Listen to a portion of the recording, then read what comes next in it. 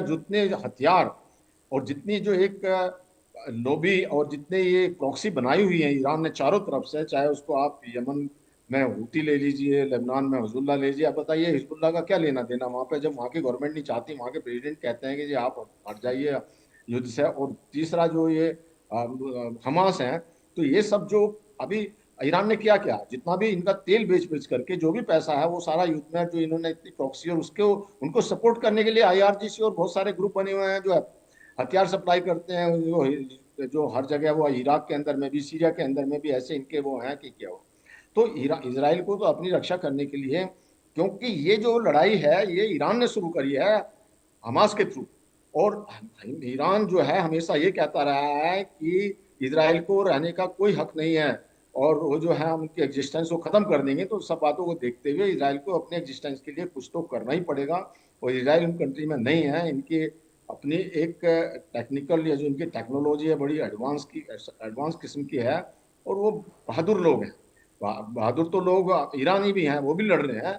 लेकिन ईरान में जितना डिस्ट्रक्शन हो रहा है, या अपनी जनता की परवाह ना करते हुए लड़ाई लड़ी जा रही है अपनी इकोनॉमी को खत्म करके, और इसराइल करता जा रहा है, तो इसराइल ऐसे जो नहीं होने वाला। अगर इसराइल के ऊपर एग्जिस्टेंशियल थ्रेट आती है तो अमेरिका जो है उनके साथ रहेगा।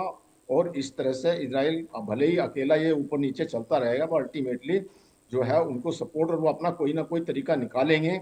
वो अरब के अंदर में भी सऊदी, क्योंकि जो और बाकी कंट्री हैं, आप सऊदी अरबिया, जी। कतर, बहरीन, हम्म। यूएई और जो कुवैत ले लीजिए, तो ये भी तो ये चाहते हैं कि ईरान उन्होंने तो खुद कहा है जो अमेरिका को, कि भाई इनके जो मिसाइल डेवलपमेंट नहीं होना चाहिए। वो तो सबको खतरा लगता है, तो कई बार ये बात चलती रहती है उनके साथ में वो गठबंधन करेंगे। तीसरा जो है उधर से जो कीव है, जो अपना यूक्रेन यूक्रेन के प्रेसिडेंट ने वहां पर विजिट किया था, और वो अपने ड्रोन वगैरह जो एंटी ड्रोन देने को तैयार है। तो भले ही अमेरिका बैकआउट करता है, इसराइल अपना तरीका निकालेगा और इसराइल गिव अप नहीं करेगा। और ये खतरा जो है वो इसराइल नहीं है, बल्कि ईरान है एग्जिस्टेंशियल थ्रेट टू इसराइल। तो ये तो बड़ा एक कॉम्प्लिकेटेड इशू है। और इस इशू में अभी आप देखिए, जो अब बात वार्तालाप चल रही थी उसके बाद में भी, जब ये हुआ था कि होर्मुज के ऊपर अटैक नहीं होगा, तो किसने, ईरान ने अटैक करके जो जो ये जा रहा था वो सारा मामला गड़बड़ किया, क्योंकि आईआरजीसी किसी कंट्रोल में नहीं है। अभी जो ये कुछ जो मॉडरेट लीडर हैं उसमें पेजिशकियान ले लीजिए, जो प्रेसिडेंट है वहाँ के, कालीबाफ हैं, या फॉरेन मिनिस्टर है, ये मॉडरेट लीडर। और ये पहले भी देखा गया था कि इनको अमेरिका या इसराइल का ये के टारगेट नहीं है। उनको भी ये लगता है अगर ये लोग भी नहीं रहेंगे तो बात किसके साथ करेंगे। तो ये सब बड़ा एक कॉम्प्लिकेटेड इशू है।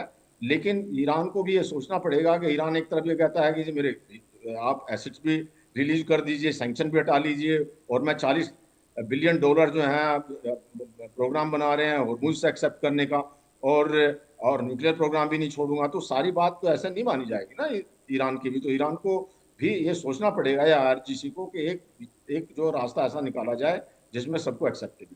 Back alright to you. साहब। ऑलराइट हाकिम साहब, मैं आपके पास और उसके बाद मैं तिजावत साहब के पास जाऊंगा।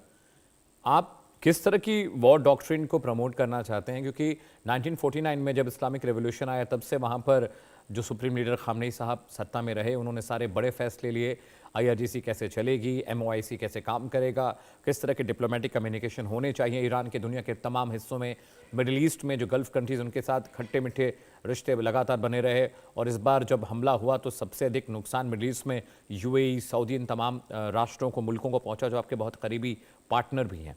मैं एक बात समझना चाह रहा हूँ, क्या ऐसे ही आप जंग जारी रखना चाहते हैं हाकिम साहब, या सच में ईरान चाहता है कि कोई रास्ता निकले, क्योंकि इजराइल को कोई कंट्रोल नहीं कर सकता।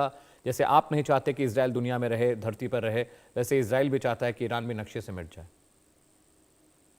देखिए, सबसे पहले 1979 में जब रेवोल्यूशन आया, हम्म। उस वहां के उनके कॉन्स्टिट्यूशन में लिखा हुआ है कि मजलूमों का साथ देंगे। हम्म। ये उनके साफ क्लियर लिखा हुआ है।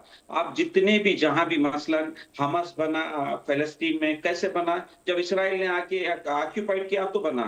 लेबनान में हिजबुल्लाह बना, कब बना, जब इसराइल ने हमला किया, जुल्म किया, बर्बादी की, पूरी तरह ऑक्यूपाइड, यानी बेरूत के अंदर भी इसराइली फोर्सेस थे, तब जाके हिजबुल्लाह बना। इसी तरह इराक में जैसे दाइश और वगैरह, इसराइल के जो प्रॉक्सीज थे, उन्होंने जब आने के बाद वहां पर पूरा इराक और सीरिया दोनों इस्लामिक स्टेट बोल के डिक्लेयर किए, तब जाके वहां पर हसन शाबी और दूसरे कई घुटन बने। इसी तरह यमन में सऊदी बैक जितने भी अमेरिका, इसराइल जितने भी वहां पर हमले किए, उसके बाद यमन में हूतीस ने और ये किया। तो जहां जहां भी रेजिस्टेंस फोर्सेस हैं